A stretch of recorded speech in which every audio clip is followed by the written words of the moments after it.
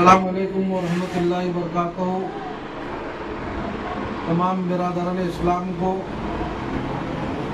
जुमा की बहुत बहुत मुबारकबाद। आप सभी से इस मुबारक मुक़द्दस जुमे की नमाज़ों में मेरे कायद नकीब मिल्लत अलहाज बैरिस्टर असदुद्दीन ओवैसी साहब, हबीब मिल्लत जनाब अकबरुद्दीन ओवैसी साहब और शहर महाराष्ट्र जिसने नामों से रिसालत के लिए महाराष्ट्र की हुकूमत से टकराकर आँख में आँख डालकर नामों से रिसालत और गुस्ताख के रसूल के लिए यलगार पुकारा था, उस मर्द मुजाहिद इम्तियाज़ जलील साहब के लिए दुआ करिए कि अल्लाह इनके हौसलों को इसी तरह बुलंद रखे, अल्लाह इसी तरह इनसे कौम व मिल्लत के लिए काम लेता रहे। गुज़िश्ता कुछ दिन पहले अपने आप को स्वयं घोषित यानी खुद का घोषित किया हुआ आमदार ये लोग एक मुस्लिम मेड़ावा लिए। मुस्लिम मेड़ावा लेकर उसके अंदर ये तय हुआ कि हाजी रशीद खां जमादार कांग्रेस, एडवोकेट अब्दुल रफीक साहब राष्ट्रवादी कांग्रेस शरद पवार गढ़ और माजी नगर सेवक शहजाद खान इन्होंने वंचित बहुजन आघाड़ी से टिकट मांगा है। अगर इनको टिकट नहीं मिलता है तो किसी और को खड़ा करेंगे। सबसे पहला मेरा उनसे सवाल ये है कि आपको अगर इतनी ही मुस्लिम क़यादत की फिक्र है तो वो क़यादत का साथ दीजिए जो क़यादत दिल्ली से लेकर दिल्ली तक के मुसलमानों के लव जिहाद, मुसलमानों के साथ में हो रहे जुल्म, नामों से रिसालत, मुसलमानों के हक और हुकूक और इंसाफ की जो आवाज़ सदाएं बुलंद कर रही है जमात मजलिस इत्तेहादुल मुस्लिमीन,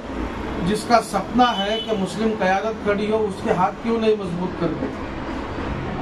मुझे हंसी आती है हाजी रशीद खां जमादार की बातों पर। क्या रनिंग भारतीय राष्ट्रीय कांग्रेस के एमएलए साहब का टिकट काट कर इनको कांग्रेस भला कैसी क्या विधानसभा का टिकट देंगी। ये मुसलमानों को चूतिया बनाने का काम कर रहे हैं।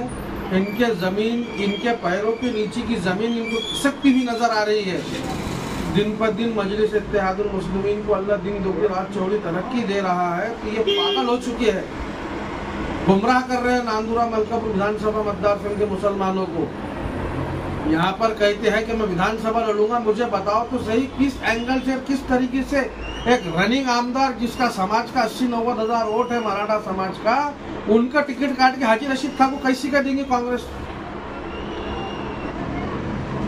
मेरा ये सवाल है हाजी साहब, अगर आपको कांग्रेस ने टिकट नहीं दी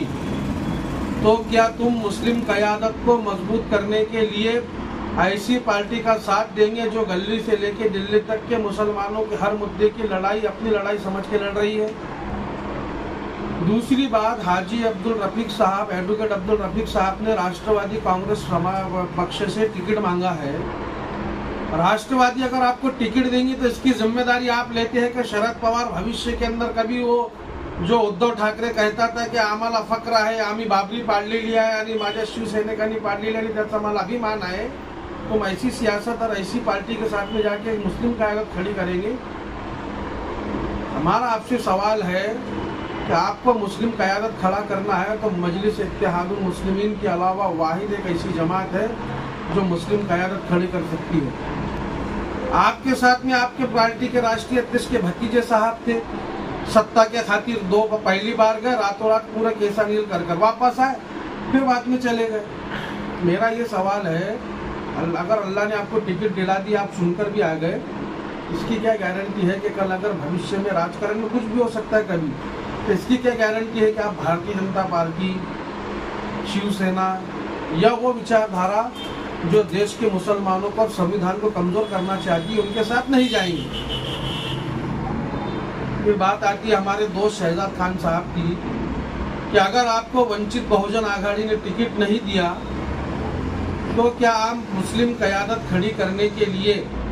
बैरिस्टर असदुद्दीन ओवैसी साहब जिस किसी को भी उम्मीदवार बनाएंगे क्या आप उनका साथ देंगे। तो क्या ऐसे में अगर वंचित बहुजन आघाड़ी का आपको टिकट नहीं मिला तो क्या आप एमआईएम का साथ देंगे। अगर आपका सपना है मुस्लिम क़यादत खड़ी करना ये वो क़यादत है कि अगर मुस्लिम क़यादत खड़ी रहेंगी तो इसका अगर चुनकर आने के बाद भी या ना चुन के आने के बाद में भी इसका जो भी कैंडिडेट रहेगा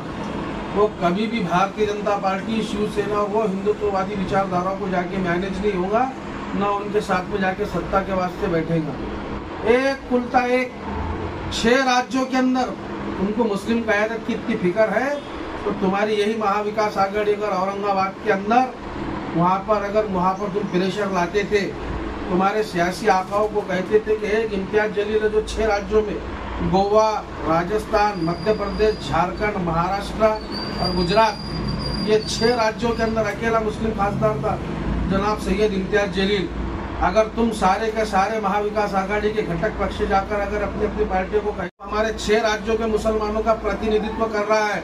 उसके खिलाफ महाविकास आघाड़ी उम्मीदवार था लोकसभा में, तो शायद आज इम्तियाज जलील जिंदा होता और वक्फ बोर्ड की तरमीम के कानून के लिए असद ओवैसी के साथ संसद में लड़ रहा होता। बात करते तुम मुस्लिम क़यादत खड़ा करने की,